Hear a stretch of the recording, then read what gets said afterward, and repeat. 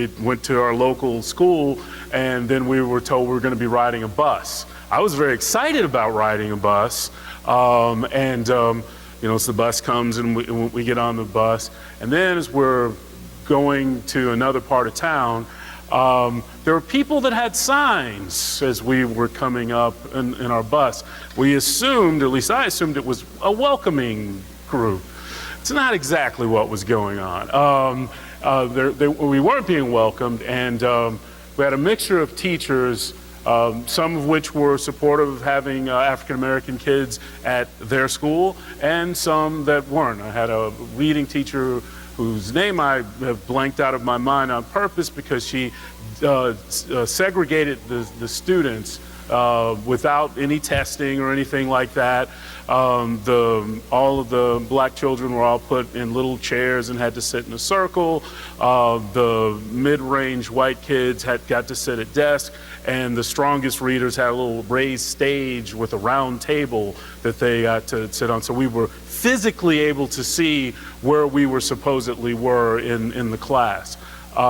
I was a very strong reader for my age, and I knew I wasn't supposed to be sitting in a little chairs. So needless to say, eventually I worked my way up to that table.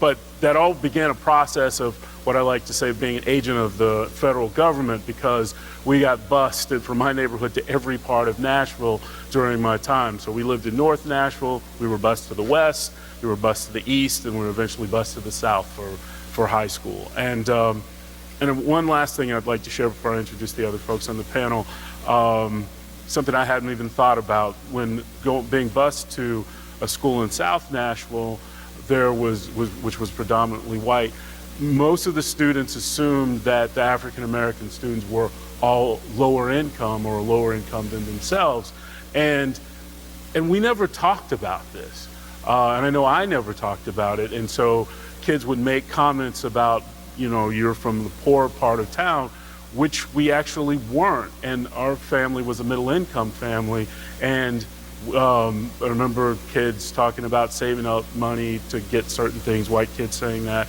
and I never mentioned our family had a houseboat, and I never invited any of my friends that were white to our houseboat. So I don't know, just a thought. Well, anyway, things about making assumptions. So our panel, Paige, can you come on up? Yeah.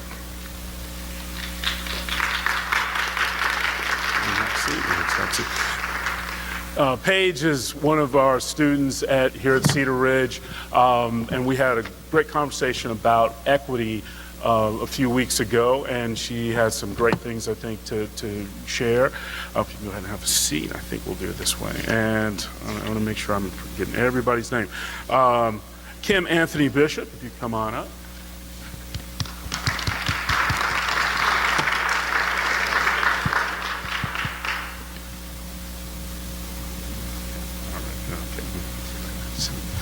All righty. And Aaron Jenkins.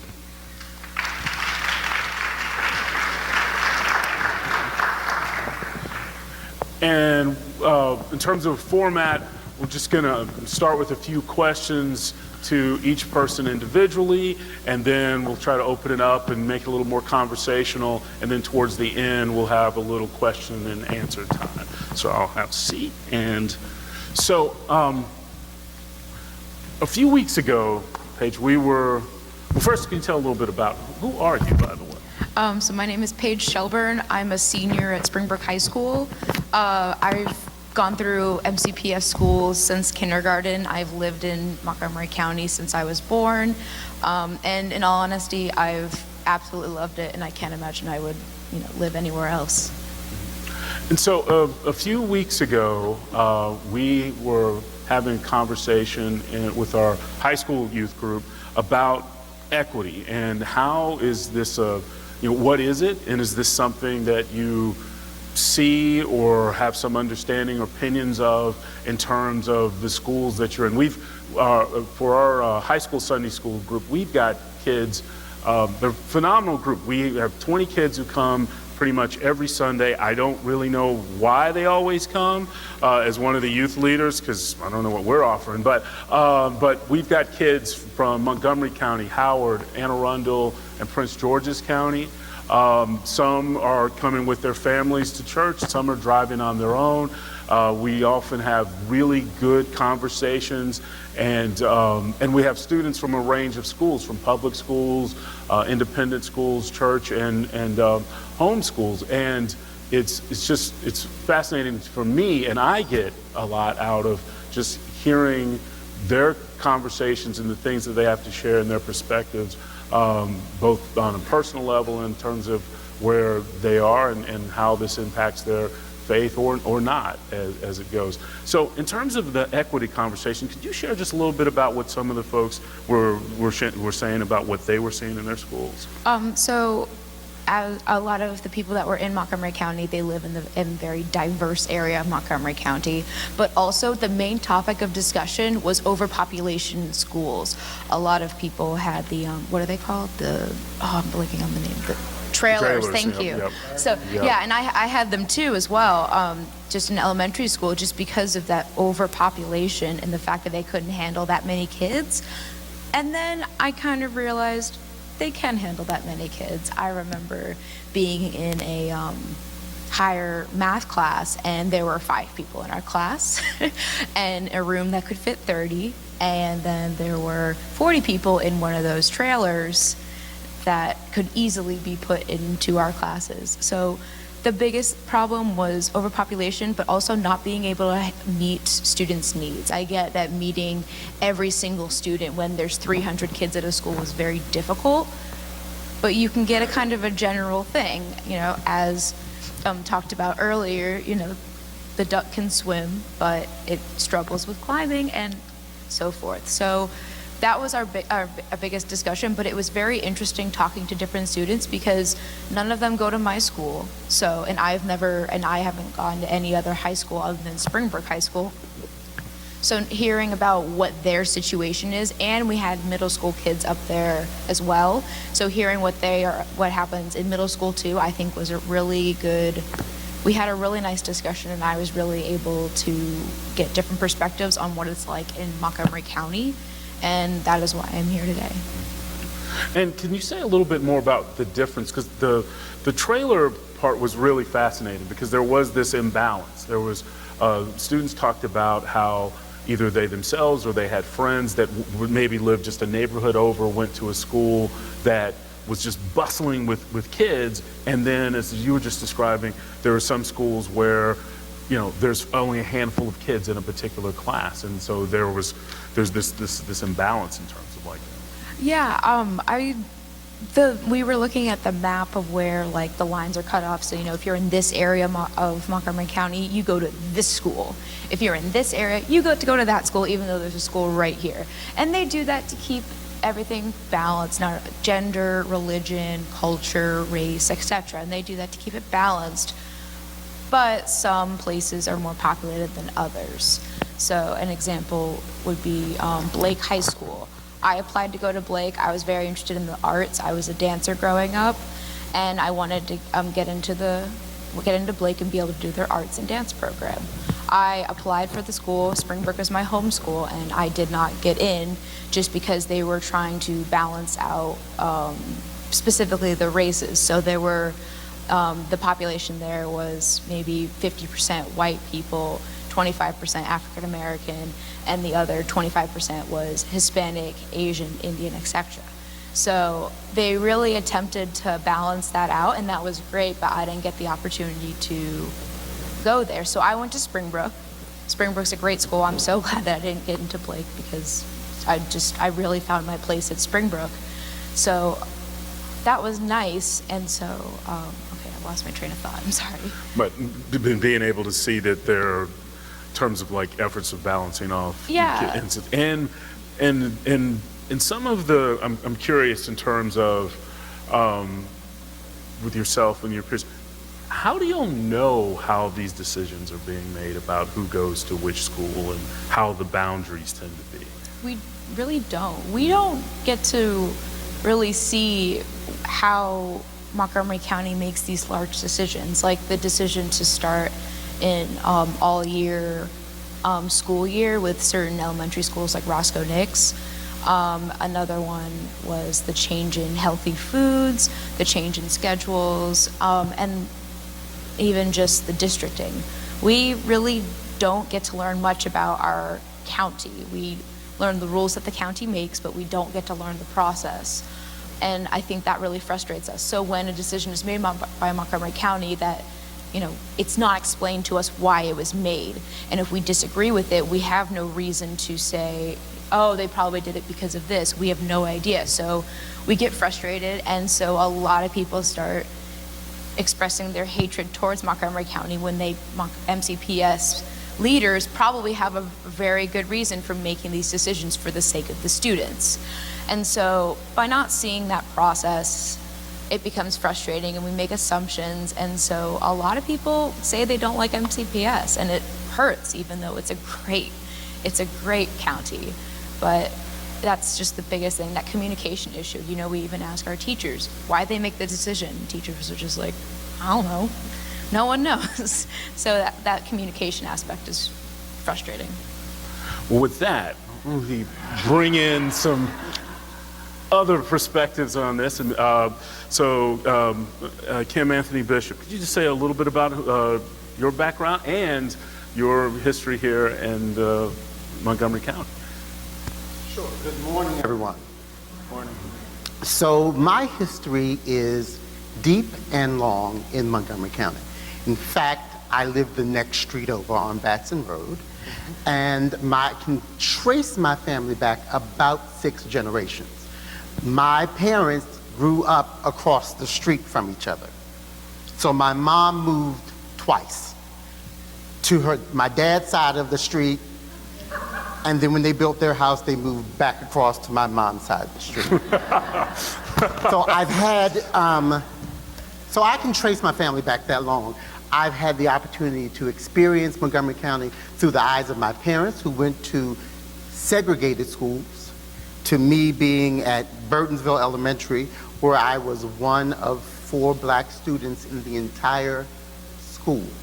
Not grade, not classroom, school. And the other 3 were my cousins and my brother, which is a drastic difference between now. So I got to go to Burtonsville, Banneker, and Paint Branch High Schools. And so I've worked for Montgomery County now for 30 years. So I've seen, this is my 30th year, and it's about my 8th year in equity work. Supporting schools, examining structural barriers that exist, and then beginning the process of how do we tear down those barriers so that all of our students are invited to teaching and learning, that they come to welcoming schools, that they get rigorous instruction and access and opportunity. But I always say access and opportunity doesn't work if you don't give them support as well. Additional to that is helping teachers begin to unpack their own implicit bias and their own expectations about what their students' potentials are and where they can go. So that is one of our foundational questions. How does the awareness, knowledge, and understanding of one's own racial and cultural identity promote effective teaching and learning and leading as well for our administrators? So I have a rich history here, and I'm happy to be here. And just, can you give maybe 1 or 2 examples of some of the bigger challenges that you've seen around the issue of inequity here in Montgomery County? Sure.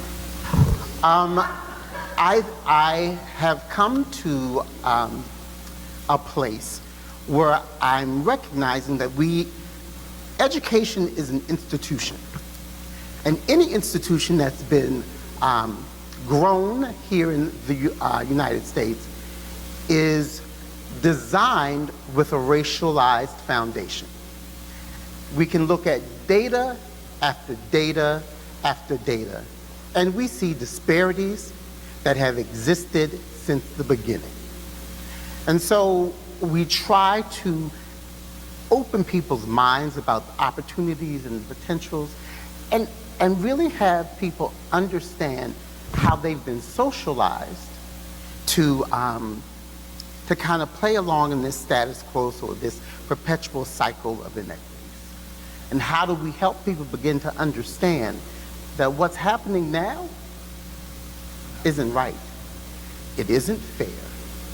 And until so Gloria Ladson Billings, Beverly Daniel Tatum talks about racism in America as this moving sidewalk. How many of you been to the airport and stood on the moving sidewalk where you didn't feel like walking from it? Right. So she identifies racism as this moving sidewalk. And if you're not doing anything, you're still going to end up at the same place, right? The same outcomes, the same disparities. She says what we have to do, even if we turn around on the sidewalk, it's still moving us to the same place. She says what you have to do to really interrupt the systems of racism and oppression, you have to start walking against that moving sidewalk to end up someplace else. And so what we see is this moving sidewalk is the systems and structures that are in place until we get the tipping point to challenge people to interrupt status quo, to turn around on that sidewalk and walk to a different place. We're always going to end up with the same outcomes. I'd like to bring Aaron Jenkins into the conversation. Could you just say a little bit about your background? Sure. My name is Aaron Jenkins. I'm a son, the seventh of 8 children, so I'm a brother. I'm an uncle to a 3-year-old named Gianni Aaron Jenkins. My sister honored me by giving her my name as her middle name. She calls me uncle. And I enjoy on the weekends picking her up literally like as high as I can pick her up in the sky. And the reason I bring her up is that I often wonder, given the context you've already been given by my colleagues on the stage, what type of future will Gianni have in America? A year ago, my sister, being a graduate of the community college in Washington, D.C., with a degree in early child education, made it a point to enroll Gianni in an EduCare program, a program that would allow her to go to school in pre-kindergarten too. Her friend in the same apartment building that's 5 blocks from the school was a day late enrolling her child, Miracle, to the same program. And they did not accept her. And after a year, Gianni will look out the window, and if Gianni was here right now, she would be running around. She would be pointing at your big signs. She would probably be enunciating the letters in each sign. L-O-V-E, love. And she would run to another one. She would probably run to the together sign and see the letter of her first name, G. G is for Gianni. And she has this ability to make up songs because she sings so many songs in school. When I talk to Miracle, Miracle is less engaged. Miracle does not make up songs. Miracle does not point out letters. And from the work that I do with the Expectations Project, a national nonprofit based in Washington, D.C., but national in scope, where we believe that all God's children, regardless of race, zip code, economic background, deserve a high quality education. Let me say that again, a high quality education. Because of that work, I am more in tune to this disparity that not only exists between Gianni and Miracle, but if we were to multiply that, what that looks like in our country. Just by a show of hands, raise your hand if you attended a public school growing up. All right? Thank you very much. Raise your hand if you attended a private school growing up. You look around, see the hands? Raise your hand if you were homeschooled. No? So your hand raising meets the national average. We have 50 million young people, K through 12, that are educated in our public school system. 5.6 million are educated in our private school system. So 91% of children in the United States are educated in our public schools. There are 98,000 schools in the United States. If you had to guess how many were high poverty, just think in your mind, if you had to write down a number, what would that number be? it's 48,000 that are considered high poverty. So when you start to think about just with the numbers, and I think about this again, I come back to Gianni, what type of educational outcome will Gianni and what type of educational outcome will Miracle have in the United States? And that's what makes this work so powerful for me. Our founder, Dr. Nicole Baker Fulgham, comes out of Detroit, Michigan. And she had this belief that faith communities would be vital to seeking justice in an unjust, institutionally unjust system. Because if we're driven by love, then we believe that it's not enough that my children have a good education or have rights, but that the children of the least, the lost, and the left behind have them as well. And what do you, and I really appreciate those statistics. So it's 2018. What are 2 or 3 things do you think that are continually driving this disparity that we're having with the literally billions of dollars that exist for the system of public education? That's a great question. I mean, a few things. One, we recognize that we operate in a country that's based on the foundation that my colleague mentioned. I love technical definitions. Here's a technical definition of institutional racism. A pattern of social institutions, such as governmental organizations, schools, banks, courts of law, giving negative treatment to a group of people based on their race, right? My sister wanted to point out social inequity for me being a male. So when we were growing up, here's what she said. Aaron, when is your curfew? When I was 18, she's 5 years younger than me. I said, I don't have a curfew. She said, my curfew is 9 o'clock, right? And that was through college. After college, her curfew remained 9 o'clock. She said, that's inequity, that's gender bias. My former work, I worked as the director of an education nonprofit called Operation Understanding DC. Its mission was to dismantle racism through the work through 2 historic communities, the African American and Jewish communities. And one of the things I learned in that work is that you have to push yourself to see what you don't want to see. Right? And I'll say it again, we have to push ourselves to see the things that we don't see. One of those things are implicit bias. I'll give you another technical definition. Implicit bias is the attitudes or stereotypes that are activated unconsciously and involuntarily. Attitudes or stereotypes that are activated unconsciously and involuntarily. That implicit bias coupled with institutional racism means that we not only have systems of oppression, we have individuals that comprise those systems that have implicit bias that when they see, as we all, those of us that are not sight impaired can do, that implicit bias can be triggered and we may not even know it.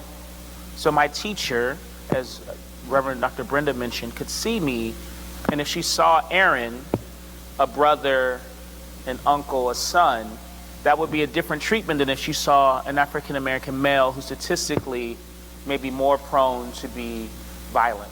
And again, multiply that by the numbers, 50 million. If we look at our teacher population, 80% of our teachers in America are white, 78% are white female. If we have that same institutional racism that exists, 2% are black, 2% of teachers are black men, right? That not only are children being educated by people that may not look like them, but they may be fighting against implicit bias of a caring, loving individual who, if they don't push back against that bias that's in them, may be treating children differently, not only on race, but as I mentioned with my sister, by gender and by other things as well. So my work with the Expectations Project is how do we get to the root of some of these systemic problems and how do we effectively advocate towards a solution. And speaking of that, and I don't think I introduced, I'm one of the 2%, teach 3rd grade, and so often I'm not only the first male teacher, but also the first African-American teacher that I have with many kids, and there's so much that comes with that. But we've kind of laid out what some of the challenges are. Just would like everyone to take a shot at, like, what are some of the solutions? Solutions both in theory, but also solutions that you've seen through your work or through your experience page with, interacting with other students of how do we break this cycle of inequity, and what are some ways that we can put, or at least put some brakes on it? If we're looking about that moving sidewalk, we gotta at least get our bodies turned around or put some brakes on it to stop it in the first place. So. And I think we need to start young. I mean, if you start in high school helping children, that's not going to make a difference, you know. So you start developing when you're younger. I compare sometimes, so I have a really good friend of mine, Anthony, who has gone through every single school with me and has actually been in every single class with me all the way up until high school, and then we had different schedules. And we sometimes compare our lives and our education system specifically. And so he's African American, and we made a realization one day when we were talking about this, we had some discussion similar to this in class. When he was younger, he was the smartest kid in class. He'd always raise his hand, he would answer every single question, but he was just very energetic. And so sometimes he'd have to get up, he'd have to run around a little bit and sit back down, and he would get sent to the office a lot for that. And eventually he felt quiet. He stopped answering questions. He was just afraid, and so he sat in a corner, and he still does that. While I was energetic as well. I ran around, I did all of that, and I didn't get in trouble. And so now I still raise my hand when the teacher asks a question and I know the answer. And I look back and I know that Anthony knows that answer, but I know he's afraid to raise his hand. Which is why, you know, children, we pick up on things, we learn our lessons, and we develop at a very young age. And one small thing that can happen in our childhood is much bigger than something small that happens when we're older. So I think by starting off with elementary school kids, or even just kids in preschool, that's really where we need to start. If we have a solution to all of this, I'm just really saying where we need to start. Starting in high school is not going to do anything.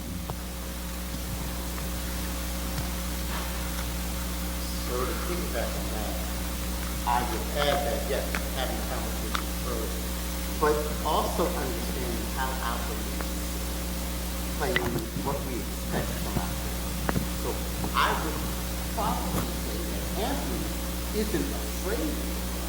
He's been conditioned and socialized to understand he's not going to fall.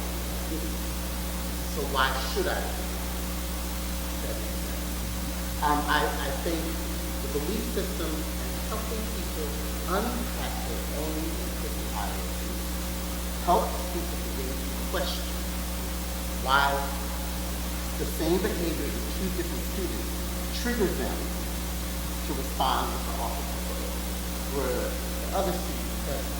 And often when we think about our teaching population and our student population, there's a vast difference. That doesn't mean I am subscribing to a school of thought that color makes connections, but that's not always true.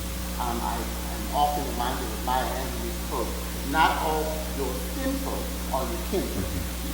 So that means that people who look like you may not necessarily have the best interest in mind. But then I think about Christopher Emden, a professor at Columbia Teacher College, and he says, you can't teach who you don't believe. Again, that takes us right back to our belief system. And I think for a lot of people, I'm going to speak from an educated perspective. Thank you. I'm sorry. I think we go along to get along, but we really need to examine what we believe. And for some of us, that is putting us in a very vulnerable place. And we as humans don't want to be vulnerable. But we need to begin to start unthinking or unpacking what's driving this. And then look at what are the barriers that continue to perpetuate these inequities. So I think about a young man who works nearby, and I have this James Baldwin t-shirt. And it's a caricature of James Baldwin. And so I walked in his store, and another African-American male walked up to me and said, hey, that's James Baldwin. I was like, yeah. He's like, he was a socialite during his time. I said, don't think socialite is how he would want to be remembered. A civil rights activist, an author, an essayist, a proponent. And so the young man behind the counter turns around and he says, "Who is that?" And I said, "It's James Baldwin." He said, and he knew this was powerful because he gave me the two-shoulder shrug, like, "Meh, I don't know who that is." "Okay, no problems." I said, "Clearly, you didn't go to Montgomery County Public Schools." You know, trying to make it light. He says, "Oh, yes, I did. I graduated from this school in 2010. My youngest daughter graduated from Blake in 2009. And so I say to my youngest daughter, I was like, "When did you get to find out about James Baldwin?" And she says, I said, "Without me, take me out of the equation." She said, "Undergrad." I said, you weren't?" She says, "No problem, I wasn't." So I go home, I'm on a mission. I reach out to an English instructional specialist, English teacher. "When is James Baldwin introduced?" She said, "Kim, it's not." Wow, it's not introduced. There are notes, there are references, but it's not introduced. Okay, so I go back to this particular store and I see the tall young man. I said, "I haven't forgotten about you." He says, "Oh no, I looked up James Baldwin." I said, "You did?" He's like, "Yeah, you gave me a look like I needed to know who this dude is." And so over this time, he and I have built a relationship. So he says to me, "Do you have some of his stuff that I can begin to read?" Sure.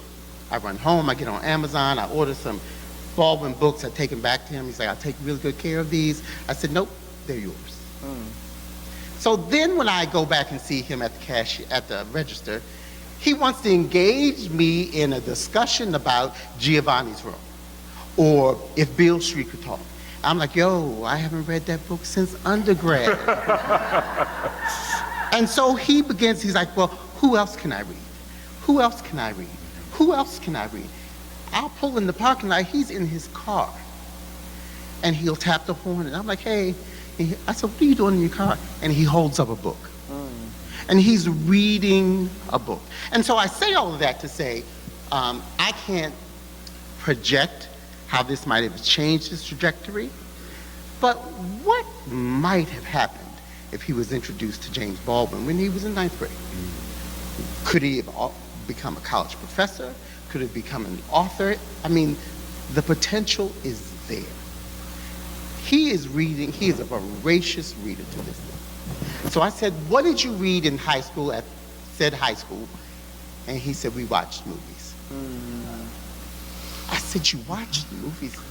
Yeah, that's what I remember. But he's tearing it up. So I say that, one, we don't have struggling readers. We struggle to find texts that they want to read. And that falls on us. So how do we expand curriculum? How do our children get to see themselves in the curriculum? One last story. My two daughters love Mufasa Pharaoh's Beautiful Daughters. And I would read this every night. Every night. I said, "Why am I reading the same book? Y'all know how it ends." And they're like, "This is the first book I've ever seen myself in." So they started reading Pharaoh's Beautiful Daughters.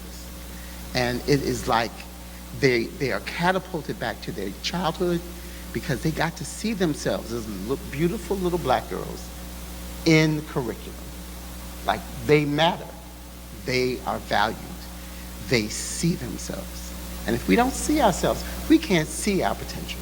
We can't see that we have the potential to be educators standing in front of the room. We can't see ourselves as doctors. We can't see ourselves as lawyers, because we don't have the opportunity to see them elsewhere. So, unpacking our bias and helping students see their potential. Got to see it to be it. I'm reminded of the scripture in Ephesians 6:12, and I think one answer is that it's time for us to wrestle. Yeah. That scripture says, "For we wrestle not against flesh and blood, but against powers, against rulers, against the dark places." And I think that as you sit here today and as you think about your life, the things that stick out to you, the things that feel unjust and unfair, may be a good place to start, because maybe that's where we need some wrestling, right? When I think of Jacob not letting the angel go until he got his blessing, right? What thing in this discussion is sitting with you that you say, I want to wrestle with this? We can deal with bias and racism at the individual level, the group level, and the organizational level, right? At the individual level, I know that I have to do work every day as an African American man, that I do not inhale and allow the smoke of racism that exists, right? I'm not a smoker, but when I'm around smokers, I can smell smoke very quickly. If I go into a place where there is smoking happening, there's a restaurant that I like in Washington called Half Smoke. I love the food. I hate the fact that it's wood smoke, because when I come out, I smell like I've been by a campfire, right? And even though I haven't been by a campfire, when I walk out of Half Smoke, I smell like I've been sitting by a fire for hours. And someone will say to me, have you been to a fire? And I'll say, no, I was sitting in Half Smoke. And as a society, we sit in a country that's on fire, not just in Southern California where this fire is happening, but our country's on fire. And whether or not you're by the fire close or you're out of proximity, we are all inhaling that smoke. We smell like it. And part of the question is, will we put the fire out? Here's what drives my work. In the African American community, I can give you quote after quote, but what gives me hope is the story that was just shared, that a mind that is stretched to a new horizon never returns to its original dimension, right? That when a young person is sparked, they will run with whatever it is. If you thought about it for yourselves, who was that teacher that sparked a passion for you? Mine was Miss Sarah Clark. After recess in 6th grade, for 30 minutes, she would read Roll of Thunder, Hear My Cry by Mildred Taylor. Once Miss Clark sparked that interest in me, she didn't have to do anything else. I went and bought every book that Mildred Taylor wrote, Road to Memphis, Let the Circle Be Unbroken. I started memorizing poetry. There are words like freedom, sweet and wonderful to say. On my heartstrings, freedom rings all day, every day. There are words like liberty that almost made me cry. If you had known what I know, then you would know why, right? So individual work, group work.